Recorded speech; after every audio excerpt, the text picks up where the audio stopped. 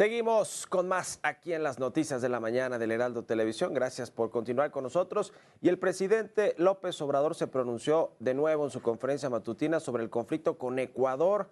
Insistió que el asunto será llevado a la Corte Internacional, además de que hará públicas las imágenes del asalto a la embajada mexicana en Quito. Esto fue lo que dijo. No somos colonia de ningún país extranjero y vamos a seguir resistiendo. Y esto también lo digo por la agresión a nuestra soberanía. Hoy vamos a dar a conocer imágenes que se tomaron de adentro de la embajada, de la forma tan autoritaria y vil en que allanaron nuestra sede diplomática. Vamos a llevar este asunto a la Corte de Justicia Internacional. A México se le respeta. Bueno, y para hablar más y analizar este tema, este conflicto y lo que podría venir más adelante en la relación en México-Ecuador o con otros países, vamos a platicar con Jorge Castañeda. Él es escritor, analista político, profesor de la Universidad de Nueva York y ex canciller.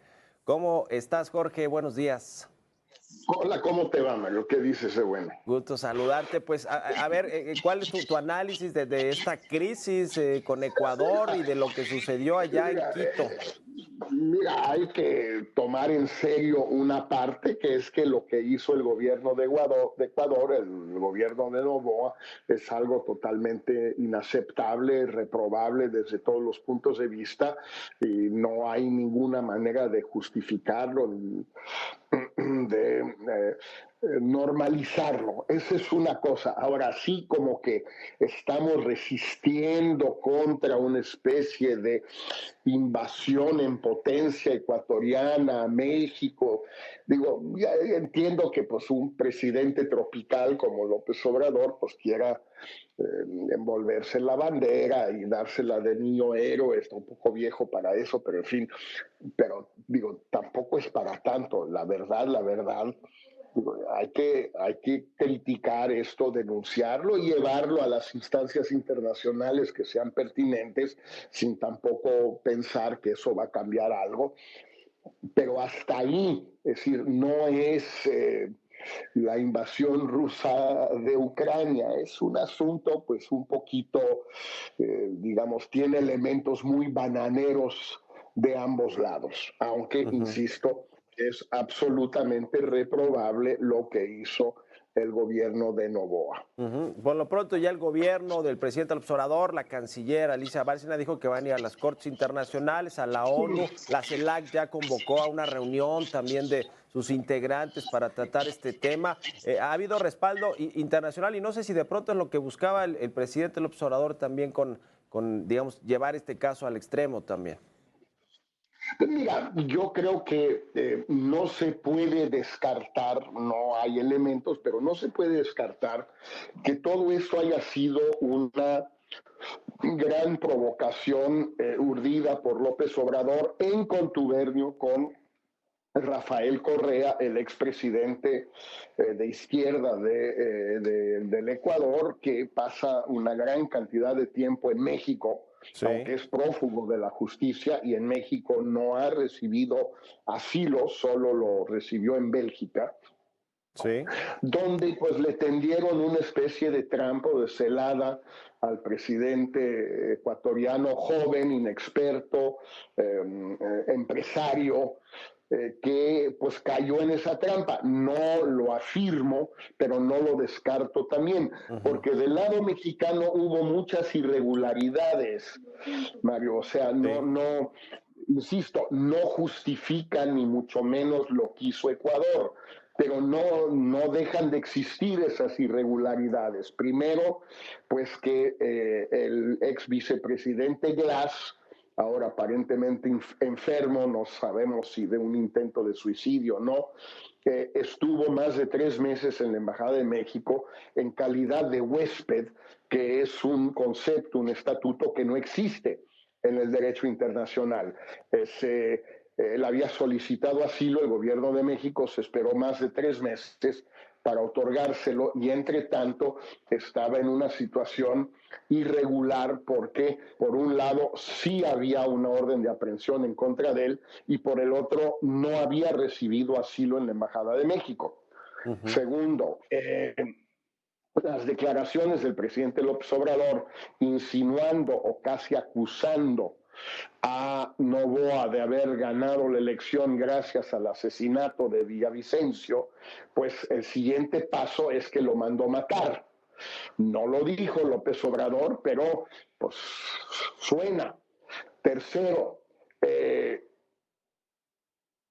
la idea de enviar un avión militar a Ecuador a extraer a la embajadora de México que fue expulsada, pues después del avión que fue por Evo Morales, después de la manera en que se trató el tema de Pedro Castillo en Perú y de su familia, etcétera, pues lógicamente el gobierno de Ecuador podía temer algún tipo de acción clandestina, surrepticia mexicana para extraer a Glass del Ecuador. Y tercero, pues el haber finalmente otorgado el asilo a Glass en condiciones que se pueden discutir, insisto.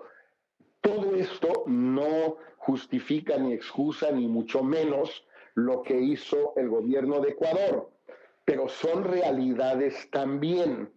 Entonces, pues esto se vuelve un pleito entre de lavadero y bananero, entre dos países pues que debieran ser más serios. Ecuador no violar las convenciones de Viena y de Caracas y la inmunidad diplomática de la sede mexicana, y México no montar estas provocaciones una tras otra con una intención o simplemente como ocurrencias por el afecto que López Obrador y la Cancillería le tienen a Correa, que es muy su derecho, pero tomando en cuenta que es un expresidente sentenciado en Ecuador por corrupto y prófugo de la justicia ecuatoriana, en un país que no es una dictadura, no ha habido ruptura constitucional en Ecuador, ni mucho menos.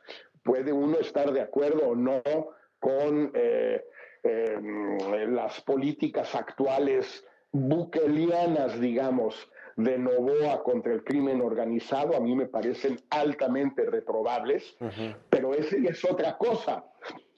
Y México pues, no está exento de responsabilidad en todo esto, insisto, sin que ello justifique lo que hizo Ecuador. ¿A qué apuesta o qué ves detrás, Jorge, de esta intención del gobierno, del presidente López Obrador, de acoger a estos prófugos políticos? Porque se habla que por lo menos hay 80 de estas personas de entre correístas de Bolivia, del régimen de Evo Morales o de Pedro Castillo en Perú, que están en México y que el gobierno les ha dado pues especie de asilo político. ¿Qué es lo que busca el presidente López Obrador con todo esto? Bueno, yo creo que hay dos elementos, ¿no? Hay en efecto la tradición de asilo mexicano, que como todo en México lo exageramos. Es que recibimos, acogimos a decenas de miles de latinoamericanos, sudamericanos en los 70s, etcétera. Fueron como 3 o 4 mil chilenos, algunos centenares de argentinos, de uruguayos y decenas de brasileños. Qué bien que lo hicimos. Mi padre tuvo algo que ver con todo eso en aquella época, junto con muchos otros. Me parece magnífico lo que se hizo, pero tampoco estamos hablando de 1 millón de sirios en Alemania, ¿eh? O sea, es una cosa, siempre fue, igual que el exilio español, algo bastante limitado. Qué bueno que se hizo, hasta ahí. Hay una cierta tradición mexicana que no siempre se ha cumplido, por ejemplo, durante los últimos años del cardenismo y los primeros años de Ávila Camacho, México fue muy renuente a recibir a refugiados judíos de Europa en vísperas o ya a principios de la Segunda Guerra Mundial. Hay un magnífico libro de Daniela Gleiser al respecto. Entonces, hay esa tradición por un lado, que es innegable dentro de estos límites que estoy señalando. Y segundo, toda esta gente, López Obrador le tiene una gran simpatía, una gran afinidad, no diría ideológica porque no llega a eso, es más bien emotiva. Se identifica López Obrador con Evo, con Pedro Castillo, con Correa.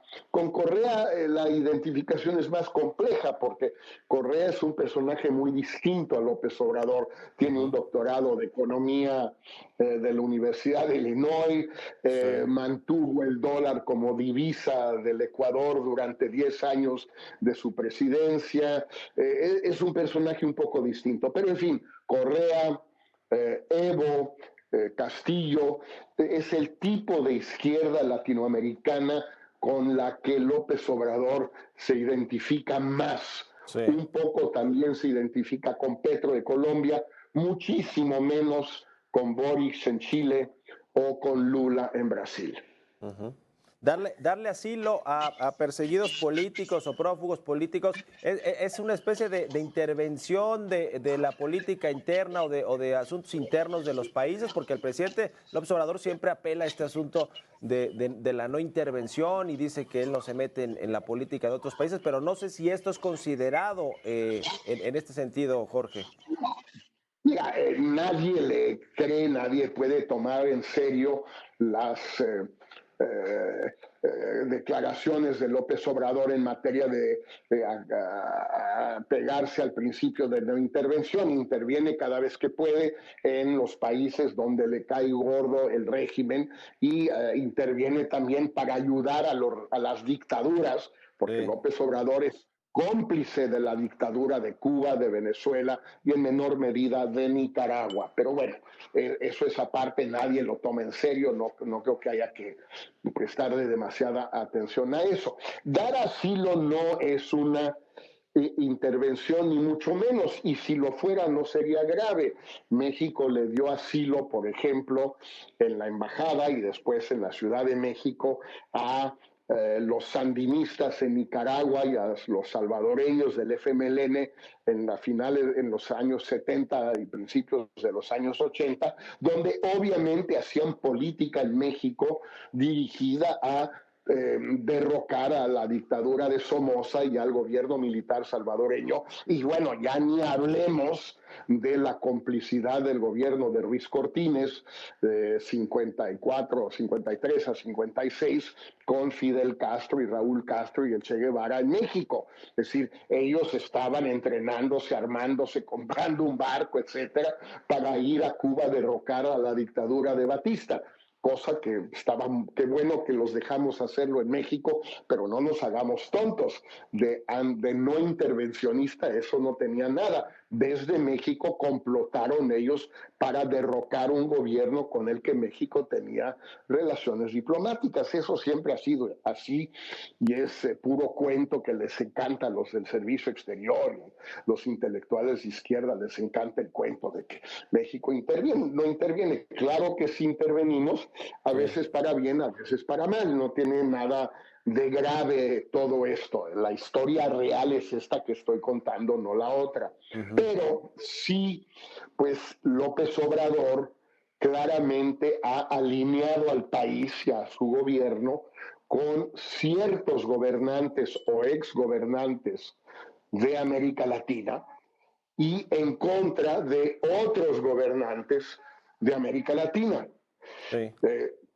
Para eso es presidente, tiene el derecho de hacerlo, pero eso es lo que está haciendo. No hay ningún principio de por medio, no hay ninguna tradición de por medio, simplemente son sus predilecciones, sus filias y sus fobias. Ya.